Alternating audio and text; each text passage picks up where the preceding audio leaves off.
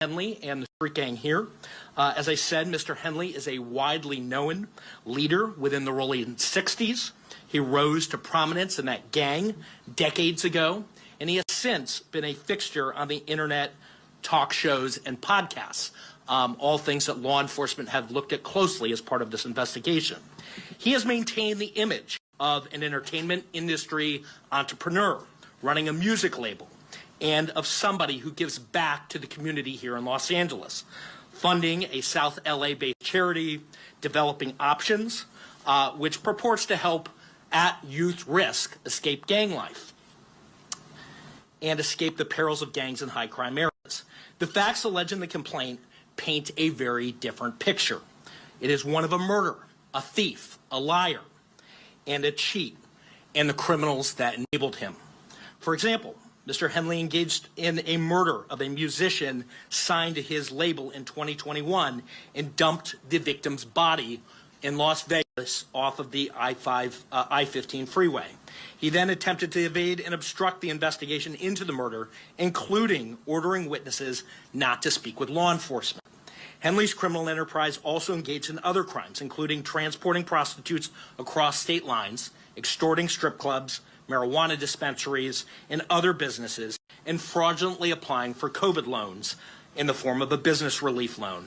On that application, Mr. Henley falsely stated that his music label, Unique Music, operated at a $200,000 profit in 2019 and was entitled to government assistance, despite the reality that the company had operated at a loss and was ineligible for such relief.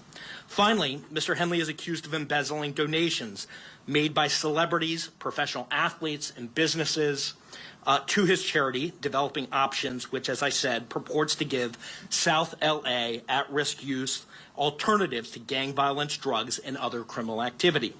Henley used this charity as a front.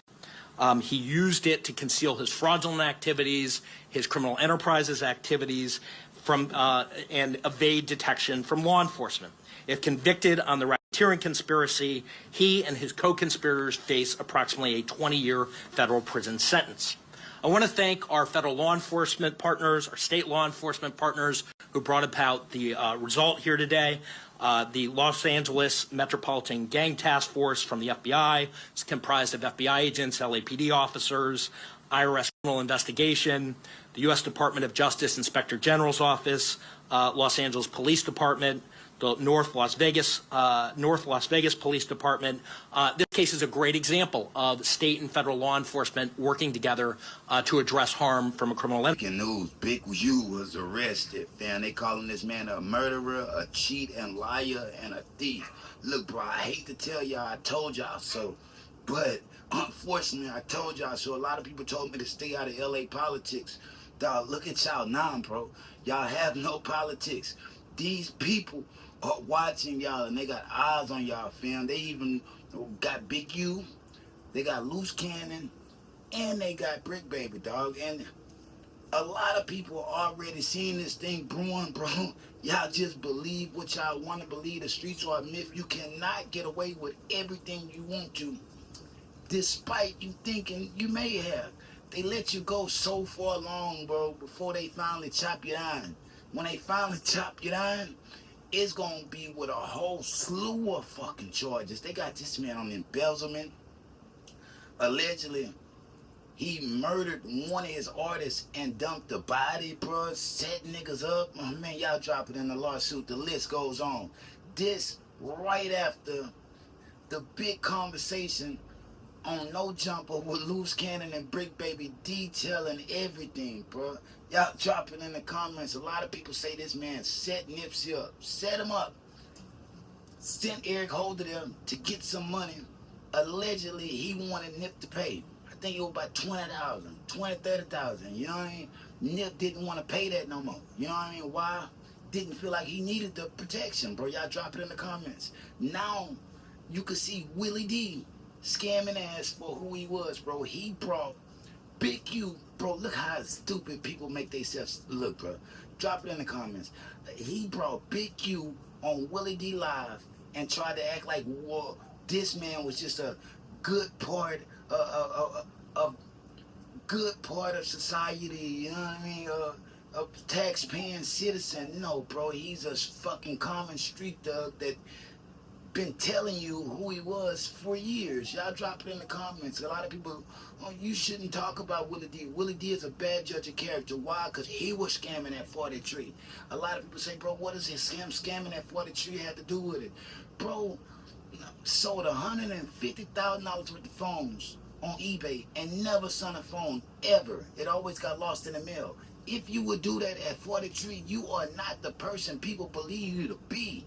I'm just being honest. I'm just being real. Now, this whole Big U, Luce Cannon, Bricc baby, they facing 20 years in prison, fam. 20 years in prison. And I always wondered, why was Bricc baby, he wasn't talking, he wasn't acting the same. For a while, like for months, Bricc baby been kind of like fading to the back. Look, bro. Look, bro. Well, Adam 22 better hope he ain't involved in nothing, bro, because let's just be honest, let's just be real. Big homie CC already said he saved 16, 17 girls from Adam 22. Now, I didn't believe it. Why? Because they ain't never cracked down on them. But seeing they working like this, bro, yeah, this is a lesson for everybody out there thinking you can do whatever the fuck you want to do and get away with it, bro. It always comes back to bite you in the ass. Bite you in the ass. Now, this is a developing story. We'll see where it goes. But the way they wording this shit, yeah, the way they wording it, I think they gonna be eating red vines in that bitch for at least 20 years. Y'all drop it in the comments, because Bricc baby ain't snitching on Big U. Yeah, we all just seen a no jumping interview, and I'm gonna put it out in the end of this video. Why? I think we all need to see this. You know what I mean? You need to see how closely tied these two are. Despite Luce Cannon always calling Bricc baby gay and everything, they was still being cool and friends. Why? They about to be on trial together, fam. Yeah, they hold secrets. Y'all drop it in the comments, but all them secrets are about to come to the light, and you're about to actually see this shit go down in real time, bro. These people been behind the scenes building a case for years, fam, and it ain't no escaping this. Even the developing options shit, that was a scam.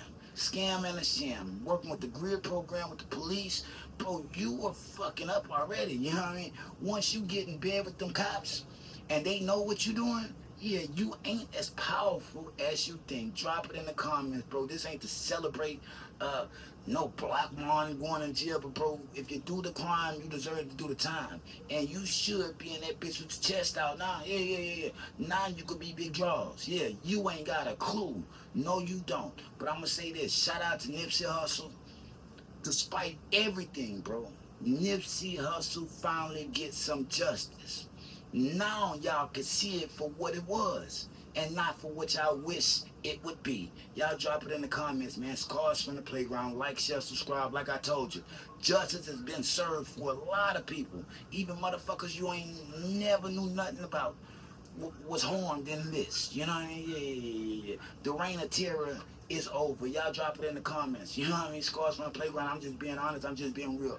I promise to tell the whole truth, the whole truth. So help me God. You know? Cease and desist instead of just telling me to put it out and make me a liar. Because if no, it's come real, on, you no, keep listen, it. Well, if it's content you don't want real, out, if it's content that you don't want out, you can put a cease and desist on it. Yeah, okay. It don't matter if it's exactly what it is. But that's true. There's no facts listen, to back it up. And listen. then, okay, so then, Sweetie, listen. So no, you're implicating them. Don't try to move the goalposts. No. Don't try to move the goalposts. Them and the conspiracy. No, never.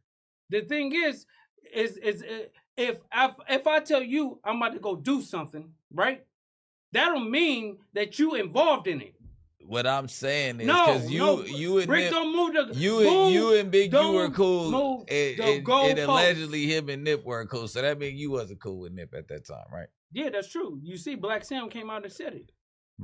So what I'm trying to tell you is, listen, Black Sam came out and addressed everything that I was saying. I didn't see that. Okay, so the Big Boy interview. I mean, he definitely said stuff that made us feel like, oh. Maybe but this is the thing. Listen. You are implicating. You see how he didn't say nobody. In a conspiracy, you see though. how you didn't say his name. I mean, Sam didn't say his name, right?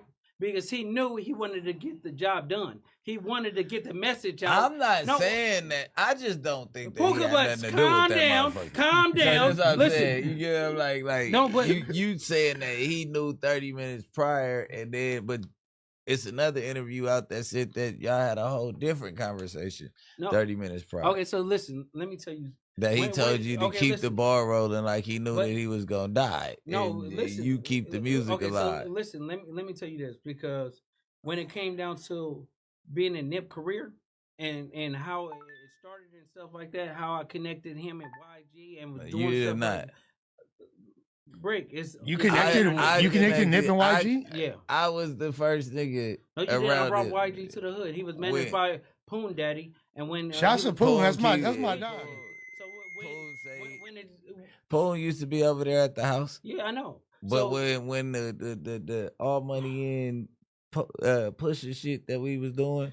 Here we go, Bricc baby. I was the one about to come up with a bunch of lies. I was the one bringing YG to the set. I was the one with YG. YG was damn near living with me. True. But we was locking in at the studio when that shit started. They might have said hi and shook hands. No, we did a song together called "Bringing California Back." Right? Okay, it was me, YG, and Nipsey. Yeah, that's the but first we never time heard they ever met. That's the first time they ever been in the studio together. Did YG live in your house at the same time? It's very corny.